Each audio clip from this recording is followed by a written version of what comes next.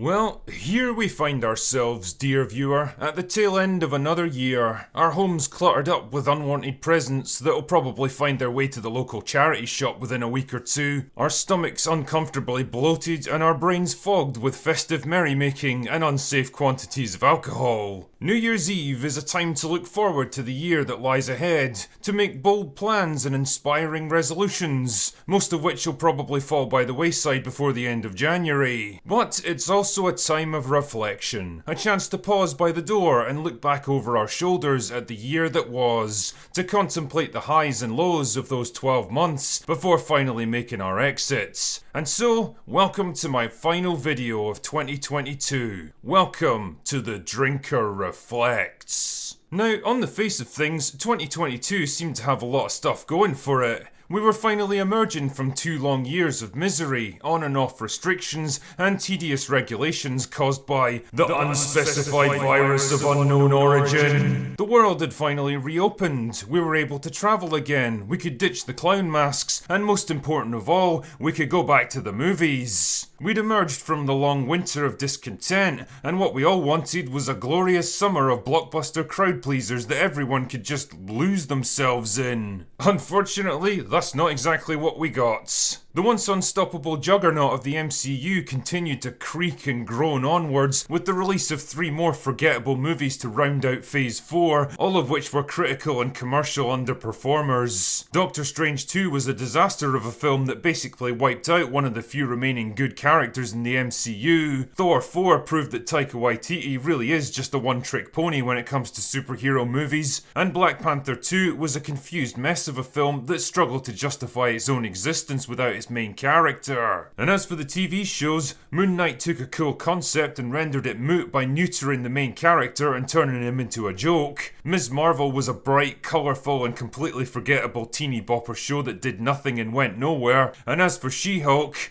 well...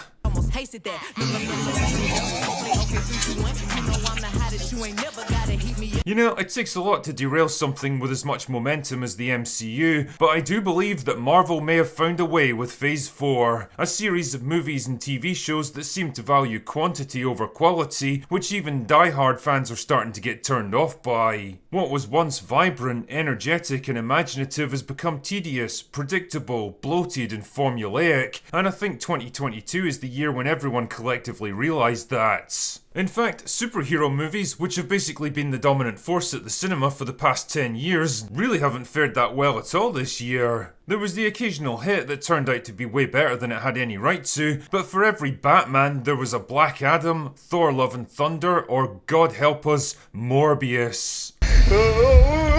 It's Morbin time. Seriously, Jared Leto really knows how to pick them when it comes to superhero movies. In fact, some films were so bad that they never even got the chance to fail. After years of flops and false starts, Warner Brothers decided, fuck it, we're done with this, and promptly shredded their slate of upcoming movies and TV shows. Batgirl, Supergirl, Wonder Woman 3, all of them were gone like a fart in the wind. That's the funny thing about pushing the message, you see. Once the money runs out, movie studios tend to lose interest in it pretty quickly. But probably the biggest cultural battleground of the year was got to be the fantasy genre. See, a war had been brewing over the Lord of the Rings for a long time. It was one of the last remaining IPs that hadn't yet fallen to identity politics, and Amazon were determined to conquer it with the Rings of Power. But holy shit, they picked the wrong fan base to mess with on this one. Every single trailer that dared to come out got ratioed into oblivion. Legions of angry fans picked apart and mocked every single scrap of information, every interview, every element of this show. The battle lines were drawn, and when Rings of Power finally came out, war was declared.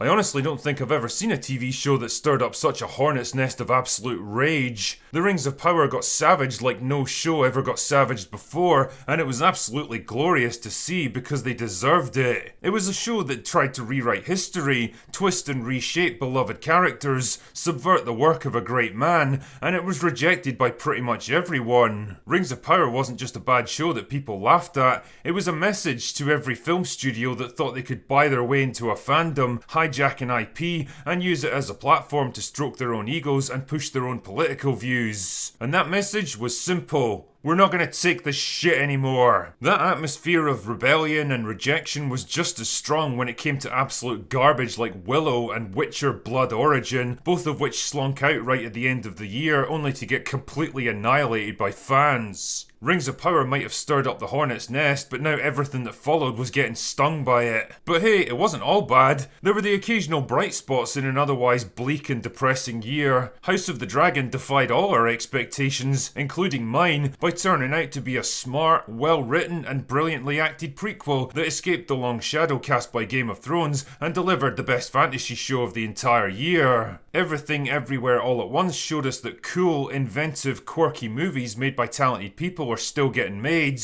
All Quiet on the Western Front was a brilliant and moving adaptation of a classic story, while RRR demonstrated the growing power and appeal of foreign cinema. Because let's be honest here, if you don't give the customer what they want, then they'll find someone else who will. Speaking of giving the customer what they want, Top Gun Maverick was, for me, the absolute standout movie of the year. One of the very few films I've seen in recent memory that dared to be uplifting, inspiring, exciting, and joyfully old school. A film that didn't try to cynically subvert your expectations or push some bleak nihilistic revisionist view of its aging hero or update its story for a mythical modern audience that doesn't exist. It was and is a glorious celebration of the classic Hollywood action movies and heroes that we grew up with, and it gave people the thing they've been craving for so long. It deserved every single dollar it made, and it makes me extremely happy to know that it succeeded when so many other films deservedly flopped. And I think in a lot of ways, 2022 will be remembered as the year the woke Hollywood bubble finally burst. It was a year where countless high-profile movies and shows that tried to milk identity politics, guilt people into watching them, and shame anyone who criticised them, promptly went down in flames. It was the year where there was no pandemic and no lockdowns to hide behind, no way of justifying the shocking decline in box office revenue except to face up to the simple, unavoidable truth. People aren't buying what you're trying to sell them anymore. They're not interested in your dumb, predictable hive mind political views. They don't want to be preached and pandered to, and they especially don't want it from a bunch of corrupt, out-of-touch narcissists that couldn't care less about the very causes they shout so stridently about. You're supposed to be the court jesters of our society, so shut the fuck up and do your jobs. So if there's something good to be taken out of one of the most creatively bankrupt, financially disastrous, and politically divisive filmmaking years in living memory, it's that people have finally woken up to the garbage that they're being fed. They've realised how far we've fallen, how many great franchises have been twisted and ruined in the process, and they're angry about it. And so they should be. Now it's just a question of how long it takes for Hollywood to get the message they're sending. It may be that things get worse before they get better, but I do believe that better they will get. Anyway, that's all I've got for this year. Go away now.